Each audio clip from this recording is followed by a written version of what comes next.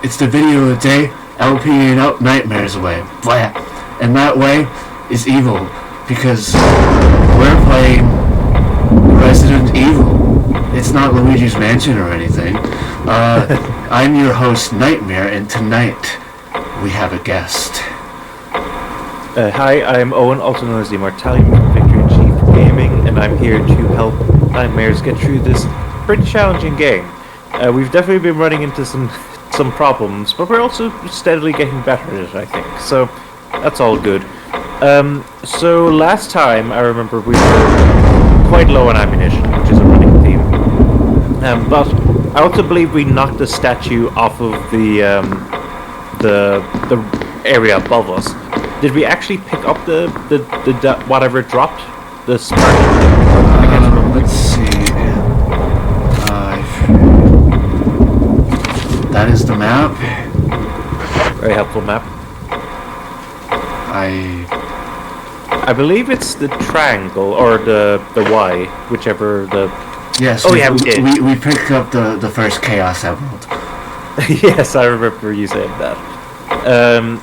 So the blue gemstone, good. Okay, so obviously what we're gonna do, we're gonna want to put that away at some point.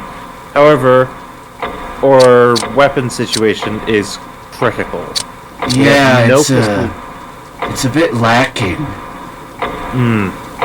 Now we do technically still have a knife, which you could technically. There is actually an achievement in this game for like winning the whole game just using a knife, which is super impressive given some of the bosses in this game. But it would really help if we had more ammunition. And we'll take a look at that in a little bit. But first off, let's see. So we still have only the sword key currently, right? Yeah, we haven't assembled the entire armor set. So that's something we're gonna have to continue exploring for. We have 2 inventory slots open, which is helpful. It's not quite as much as I would like, but that's fine. So in that situation, we have loads of ink ribbons, which is fantastic. So in that case, we've got to make some choices here in terms of exploration. Now, how many areas in the upstairs have you actually explored? Just out of curiosity. So yeah, you can move up here, and let's see. So yeah, we could theoretically go out onto that veranda area. However, the fact that we have pretty much no ammunition is a big concern. I can't remember what keys we need for that door that's on the bottom right. You might as well just run up there and take a glance at it and see what key we need. And besides that, yeah, just continue to explore. Do you remember what the run button was for the controller? No, hang on now. The run button for the controller. Oh, she is technically running right now, isn't she? Automatically. Because I think you're on the alternative controls. Oh, right, because we're not tanking our way through this game anymore. Yeah. So it wasn't this area that I was talking about. I was talking about the bottom right area. So on the first floor or the second floor? On this floor, the second floor. So basically, yeah, if you go across and then towards the window, there's a door. Okay, so just go right here, up this way. Now, what key do we need for this door? emblem of armor. Okay, so we need an armor key for that. Now, I actually do remember where one of the keys is. I think we came across it. If you take a look at your map and you actually go to the 3rd floor. Have we never been in the 3rd floor? In that case, we'd actually... Yeah, okay, so I know where a key is, but we don't have what we need yet to actually get it. Because there's a bunch of zombies and we don't have ammunition. Actually, it's not that. It's a trap. Yeah, we need Arul Akbar here to... Oh, yeah. We need Oh, it's a trap. Yeah, I get it. Yeah. So, what about the... Did we check that door? Do you know... where it was above the item box, the safe box on the west side of the mansion. We checked the door that leads out to the veranda, but did we check that door at the top? I believe we would have, but I can't remember what it was. On the top left of the map or the top right of the map? Top left. So you see that rectangle that's kind of just by itself. I'm wondering about that one, and then there's that door in the hallway as well. Which, did we clear out all the zombies in that hallway? I can't remember if we did. I mean, we cleared out all the zombies near the first item chest. I don't know. I mean, I know we found another one maybe up there. I don't know if the zombies are dead. Tell you what, I'll let you explore for the moment, and let's go. So yeah, this door won't be available because we'd have to go out onto the veranda. Oh, by the way, I will say actually, because you mentioned this last time, so you already know. If you're gonna go onto that veranda, like even with like only one shotgun shell and your knife basically to fight everything else there. Careful, there is a zombie walking around here, so I would just be cautious. But you'd need the dog whistle to bring that with you out into the veranda if you're going that way. On the other hand, oh right, because the dogs. That would be rough if we didn't have that. Hey. Yeah, I'm not trying to be a chew toy to dogs that are only mostly dead. At least you're not barking up the wrong tree. It's his bark is actually his bite is worse than his bark. I've been told. Oh yeah, actually very appropriate given that we're playing a zombie game. Okay, so if you're gonna go in here, you may as well drop off the diamond because there's a safe box in here, and that diamond we don't need currently. We're shining like a diamond. Yeah. Speaking of which, actually, there is you know what? I'll recommend it to viewers. I don't know what your own personal tastes are in games, but I'll recommend it to viewers. There's a fantastic old game that I really like called Shining in the Darkness, which is the first game in the Shining series. Not to do with Stephen King's Shining. That's a very different. That's a bit different. Yeah. So basically, viewers, if you've heard of Shining Force, which are very famous tactical RPGs, Shining in the Darkness came before that, but it's quite different in that it's a first-person dungeon crawler RPG. Very good. You can get it on Steam for 99 cents. So considering I put like 30 hours in that game, that's a steal. Just gonna throw it out there because you mentioned Shining in the... What did you say? Oh, the Shining like a diamond. Shining like a diamond. Yeah, that was it. Yeah, and it just reminded me of that. This guy is not a threat as far as I'm aware, so I wouldn't be too concerned about him. The door I was talking about of examining is up the stairs to her left, over here. What do we need to actually get into that door? The one, this one? No, that door we know. Oh, that's the yeah. That's the door that's on its last limbs. Mm-hmm. An emblem of a helmet.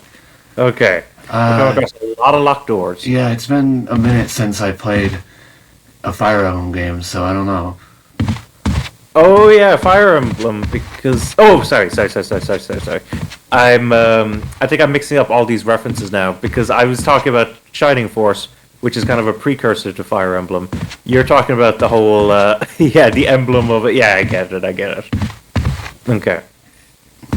Then again, in some older Sonic games, there's some emblems that you.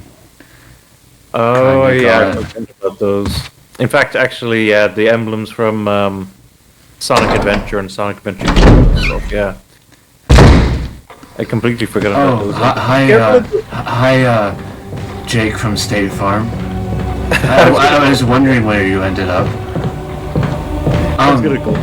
Yeah, so Jake is as good a name as any for that chap. That lovely chap who spends the entirety of the game, whenever I play it at least, just going around that I don't even know what you call that. Is it an inside veranda? I have no idea. I've just been thinking about it as the baby park from Mario Kart. Oh yeah. Because he goes around. He must have liked that game or that stage in life, so he ended up doing that when he was dead. Turns out he used to be a construction worker. He was the one who built that room. He loves it so much he can't leave it. How unfortunate. Very unfortunate. So, yeah, this is the room that not room, actually, but this is the door we already examined. Oh, right, we've been here. We don't want to end up like Jake. Oh, no! That would be a fate worse than death. A fate, words. A fate worse than undead. Yeah. Very good. Now I'm doing it again. Oh no! Yeah, you're becoming him. No. I have stooped so low as to become Jake. No, we can't go in that door at the top right. I think we checked that last time, didn't we? Yeah, because it's a one-way or it's locked or something. It's locked. I believe the one-way one is downstairs at a certain point or something like that. Yeah, one way or another, we'll get through this mansion. One bullet at a time. Because that's all we have on us right now. One bullet to rule them all. And one bullet to bang them, which sounds a bit dirty, actually. Yeah, no, I thought this was I guess it's not a kid-friendly game. No, it isn't, yeah. So, is there a path outside? What's the deal with outside again? That should be on the map, right? Oh yeah, there. There's a locked door there, outside, but I don't think it leads to where I don't think we can go in it right now, I don't think. We can check it anyway, though, because I do believe, if I'm correct, I'm just going to tell them, folks, I do believe there's some ammunition outside. So we could go around searching for it. However, I also believe there's 2 zombies walking around out there right now. So it's a bit of a risk. So you can go out and look for that ammo if you want and check the door. Or we can go somewhere else. It'll be up to you. Which door are we referring to? So the door that leads outside, not the door to the back. So you know the kind of red area to the north? Yeah. In the middle. That's what I'm referring to. So the door you're standing right beside right now. It's so much easier to click doors or to enter doors with a controller. Oh yeah, I can imagine. In fact, there's a lot of things in this game that's easy to do with a controller, to be completely honest. Just because of the way that it was developed. Oh, right. Yeah, just avoid this guy. What am I... Okay, that was expert weave. So, I believe, do you see there's some boxes of ammunition on the left. Now, how we're going to get past this guy, I'm not sure. We do have one shotgun. Oh boy, okay. Okay, at least, okay, so what is this one again? There we go. Okay, good. So we're gonna want to put more shotgun shells into the How many shotgun shells did we get? We got 6, actually. That's pretty good. Now, do you remember how to kill a zombie in one go with the shotgun? I gotta aim for his head. Yes. I don't know if you want to do that now. If you want to like duck and weave past, I'll leave it up to you. I'm getting the hang of it. So, do you remember that last door we want to examine is?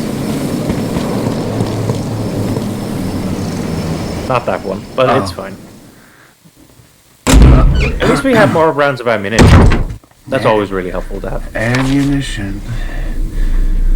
Okay, so since we're up here now... Are we talking about the other red door outside? Yeah, that was the one I was talking about, but I wouldn't bother now, because I don't even think that door is open. I don't think we can open it. I could be wrong, folks. I could be wrong, but I don't think we can. Turns out that's how you beat the game, and... Yeah, if only. That's the final... Nah, it's not. So do you see the 2 red doors that are in the hallway on the left? The first hallway that we ever went into and where we died for the first time. Have you examined those 2 doors to see if either of them need the sword key? On the left? Yes. So north of the room with the typewriter. Oh, like the cleared out area, like the area that's like clear? It's green as far as I'm looking at it. Oh, green. I'll head towards there. Yeah, let's take a look at those 2 doors. Of course, I could just look up a map and see which doors need the sword key, but hey, you know, I may as well have a little bit of fun as well and, like, try to remember which doors will allow you to proceed. That way, it's a double blind placebo effect. Yeah, it's more just a memory. One person's playing blind and one person kind of remembers the game. I mean, it might be important that if you remember that, you know, you're the one guiding me. Yeah. No, I think we'll just do the double blind. Oh, that'd be quite fun. So yeah, these 2 doors on your left here, you may as well examine. Yeah, you can examine which one. Wasn't this the door that they got the still frame from? Or is that a different door? Wait, that we got the what from? The when the zombie walked up and his arm just stopped when we clicked the door. Oh, I think it was this door. Yeah, I think I remember now. Yeah, that was a while ago now. Yeah, I only bring it up because I was watching that video recently. Yeah, I bet it was just hilarious to watch. You don't say. Armor. Okay. Yeah, we're running into all sorts of stumbling blocks here. I guess I just have to go steal it from a chessboard or something. That would be very helpful. In which case, where else haven't we gone yet? So there is a few places to the top right that we haven't gone yet. If you want to go there, you are free to do so. I do feel like I will say now free to move about the cabin. So I was going to say I do feel sometimes like I am kind of guiding you a bit too much, but I am also kind of wanting to try to keep things flowing to some degree. So I do think now is a good opportunity to kind of just, because I actually can't remember exactly where this last door is. So you may as well like run around and just kind of explore, and then once I can put things together. I don't like that sound. Now I could be wrong. I think there are birds here, so that could be the sound of a crow or a raven. Definitely sounds like birds to me.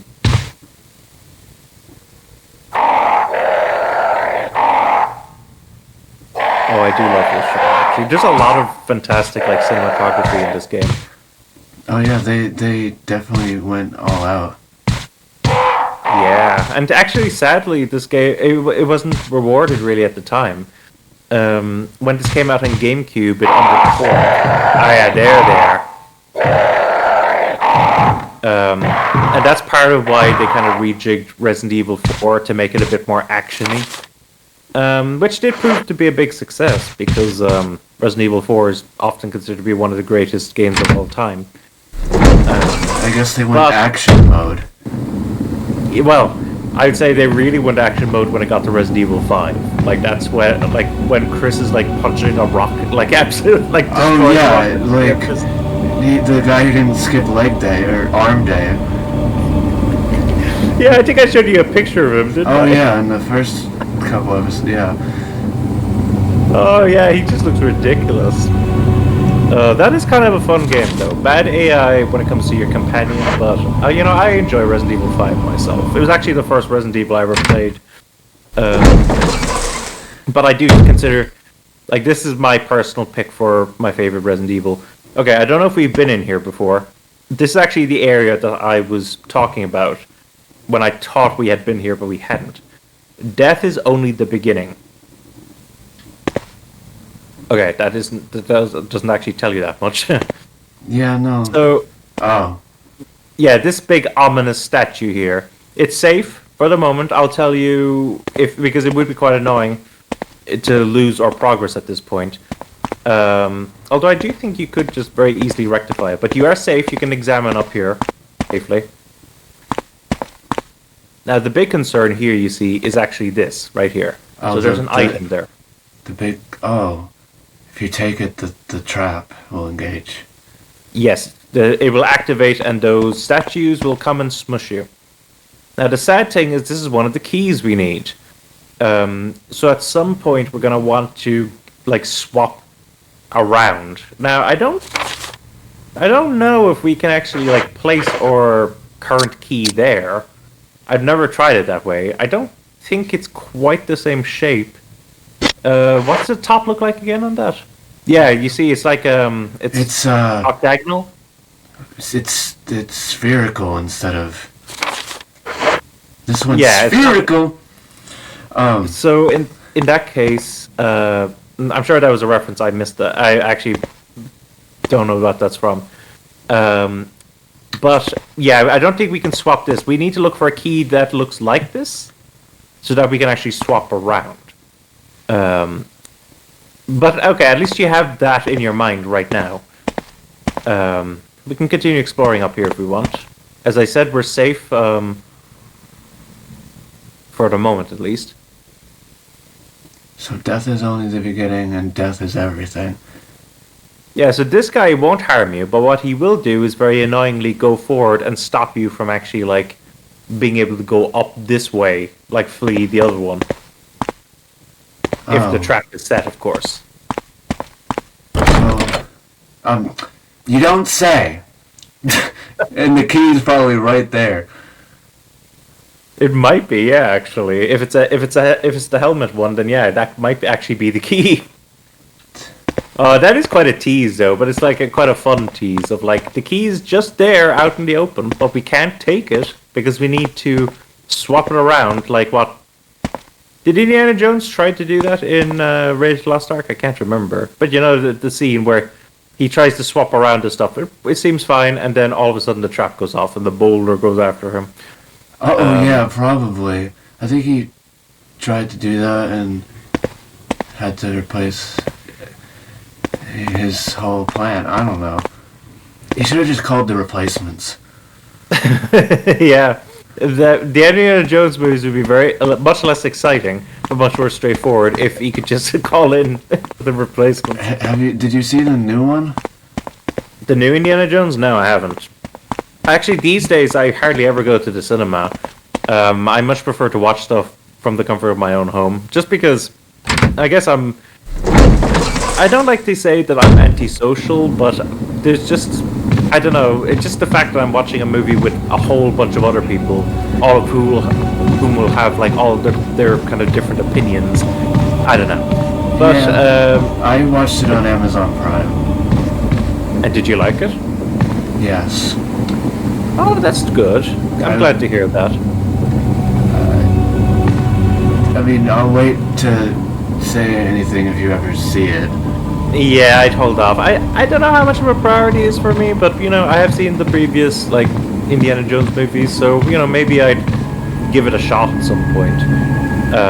But I wouldn't say it's a big priority for me right now. In fact, Yeah, you should just save that shot for me because I need more ammo. Yeah. Oh yeah. Give it a shot. Perfect. So, what I was going to say was that I actually spoken about my own personal tastes when it comes to like films and stuff on here before. I can't remember if I have. I don't think the topic ever really came up. Yeah, I may as well touch it. Like I have some very interesting tastes when it comes to the media that I consume. So just to give some context, I guess, like this is quite a good. I'd like to use this as kind of a theme when it comes to how divergent my kind of hobbies are. So there's a show that my father loves to watch. It's a British show. It's called Pointless, which is kind of like a reverse. Do you know Family Feud? Yeah. It's kind of the reverse of that, in that you're actually looking for the answers that no one has said. So it's kind of the opposite of Family Feud in a sense. So there was a time that like there was something like a certain topic on there, and he was like, "Oh, Owen, come here and see if you can get these." And I was like, "Yeah, I just by looking at it, I know the answer to all of these." And then my mother came home from work, and my father was telling her about that, and she had two guesses for what the category is going to be. She got a second guess. Her first guess was it horror, like horror films and stuff. And my father was like, no. Then she was like, is it Disney animation? And he was like, yes. so I think that's a pretty good kind of summary of some of my tastes. Like, I love Disney animated movies. Well, a lot of the older stuff, really, actually. A bunch of the Disney animated movies I've watched recently haven't exactly done it for me. But I think the most recent Disney animated movie that I actually really liked was, I think in America, is it called Zootropolis? I think over here it's called Zootopia, or is it the other way around?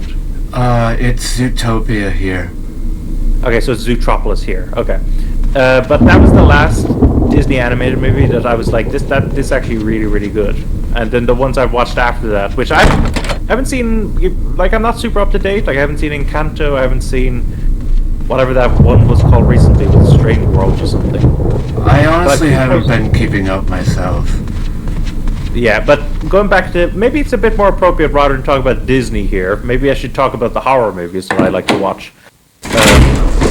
So, like, I love horror. And actually, I have like 4 shelves of like DVDs and Blu-rays of horror films. Like, I just absolutely adore the stuff.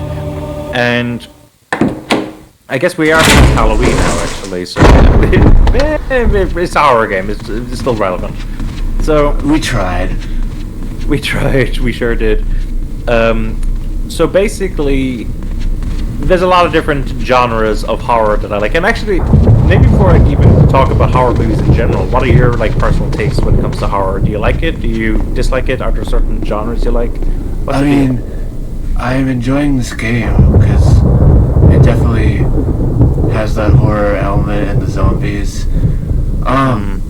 What did I watch? Oh, like I'm into like a lot of Japanese anime, and I got into this anime called Another recently. Oh yes, I've heard of Another. In fact, actually, I have the book, the original book that it was based off of. I wouldn't recommend going down this way just to tell you. Oh, hi. Yeah, I'd say run and just leave him. I wouldn't bother wasting any ammo on him. You forgot that he's there. Do you remember? That's the guy that you go all the way down the hallway, grab a defensive knife, and then he shows up around the corner so you can use your defensive knife on him. So yeah, Another. I am aware of Another. That's the one that a lot of people like to talk about. In fact, a friend of mine. In fact, I'll just say her name because she's the one that's on my channel as well, Caitlin. She loves Another, and she always talks about the umbrella sequence. But I tried reading the book, and I admit that I wasn't taken with it. Now, I haven't watched much, if any, of the anime, so maybe I'd like the anime more, but the book didn't necessarily appeal to me. I am actually watching, at the moment though, maybe you've seen it already, Higurashi. Do you know Higurashi? I am aware of the name. I haven't seen it. Ah, okay. It's pretty good. I would definitely recommend it. It's one that I consider to be kind of more true horror when it comes to anime, because I would also consider another to be true horror, but a lot of anime, when it comes to horror, use it more for the aesthetic rather than the actual horror. Like, so examples I like to bring up with people is, like, for instance, you know, Hellsing. Right. Like, Hellsing is, you know, there's a lot of horror aspects to Hellsing, but ultimately it's an action show. So, like, I wouldn't consider that to be a proper horror series. Similar things with, you know, other ones that kind of play more with the aesthetics. Like, for instance, I believe there's a show called Black Blood Brothers, which is also to do with vampires. And that one, again, I would say is the aesthetic of horror, but not really actual horror. So yeah, there's it's an interesting area, and actually horror animation is something that I would love to see more of, just because I love animation, I love horror. There are zombies here, I can tell you. What do we need for this one? Armor. Yeah, we're finding every door the size of one that we actually need. Oh, but exploration is part of the fun of this game. So, I guess I'll go back to my taste now when it comes to the horror. So recently, I've been watching a bunch of movies that are referred to as New French Extremity. New French Extremity. That, just to make sure that that didn't sound like I was saying nude French Extremity. Oh, yeah. No. It's so, New French Extremity is kind of like a movement of horror that comes from France, or at least French-adjacent areas as well, because, for instance, I do believe some movies from Belgium and French-speaking Canada sometimes get included. But you might have heard of a couple of these. So the most famous movie probably from that is a movie called Martyrs. I don't know if you've ever heard of that one. No. Okay, that's fair. There's a few other ones that are probably pretty famous. Irreversible is one. Revenge is another one. Climax. Raw. Actually, Raw is quite famous recently. But I don't know if you've heard of any of those. I apologize, I am oblivious to these. It's quite niche, so I think it's forgivable. But they do some crazy stuff. For one, they tend not to shy away from, like, the gore, which is something that I quite enjoy myself. I love the visual effects that are used for gore in films. Actually, I can talk about Tom Savini, who's like this legendary special effects guy. But before that, let me tell you some of the crazy things that happens with some of these. That's the map, just to tell you. If you remember, we were in here, we did the map. Oh, right. But for instance, let's take that movie Irreversible. There's a lot of very controversial things about that movie. But one thing that's kind of an interesting gimmick of it is that it's a movie told in reverse. Now, it's not like done within the scene, so it's scene by scene, but we start with the last scene first and work our way back to the first scene of the movie, which is last. So it's a bit timey-wimey. A bit, yeah. It's a very interesting movie. A very tough movie, in many ways. Have you ever heard of a film critic who is now deceased, but very famous, called Roger Ebert? Again, that one's lost on me. No problem. He ran a show at the movies for a few decades. It was like Siskel and Ebert at the movies. Then it was Ebert and Roper, that kind of stuff. Anyway, he reviewed Irreversible, and he has a very interesting quote when it comes to that movie. He described it as a movie so violent and cruel that most people will find it unwatchable. So, I mean, I think I know the specific part that he's talking about. And yes, it's a incredibly tough sequence to watch, but it's ultimately a very interesting movie. Not for the faint of heart, I will say. So you're really into the gruesome aspect of horror stuff. Yeah, but I also want story and like feeling with it because I'm not simply in there for the extreme stuff. There's do you know the iceberg meme? Like Yeah. Yeah, you do. So there's what's called a disturbing movie iceberg, which is basically like 8 tiers, like things getting increasingly more and more sadistic, and basically everything from tier 5 onwards is trash. Sure, it's extreme, but there's like the production quality is abysmal. The stories are non-existent for the most part. Like they're terrible movies. In fact, a lot of ones even on like tier 4 and tier 3, to be honest. Like if I had to describe this iceberg to you, so like the first tier is your kind of, your average horror movies. The ones that kind of everyone knows and enjoys. Stuff like Friday 13th, stuff like Nightmare on Elm Street, Child's Play, all those kind of ones. And then tier 2 is where things start getting a little tougher. So you got, your Saw movies, you got Hostel, all those kind of ones. Interestingly, actually, the first Human Centipede is on that tier as well. Which I don't know if I'd put Human Centipede on the same level as Hostel and Saw. Like, Human Centipede is much more weirder. Yeah, that one just has a leg up on everything. Yeah, well, you kind of wish, actually, because, do you know, I don't know if you know this, actually, there's 2 more Human Centipede movies that they made after that. There is? Yeah, there is, yeah. A lot of people are very surprised to hear that it's a trilogy. There's a trilogy of Human Centipede films. And they are crazy. Sounds like a bit of a nightmare. And speaking of nightmare, we're gonna have to end this one off. That's fair. I basically just re-explored everything that we already did last time. But, yeah. we did find that trap though, so we're gonna have to figure that out next time.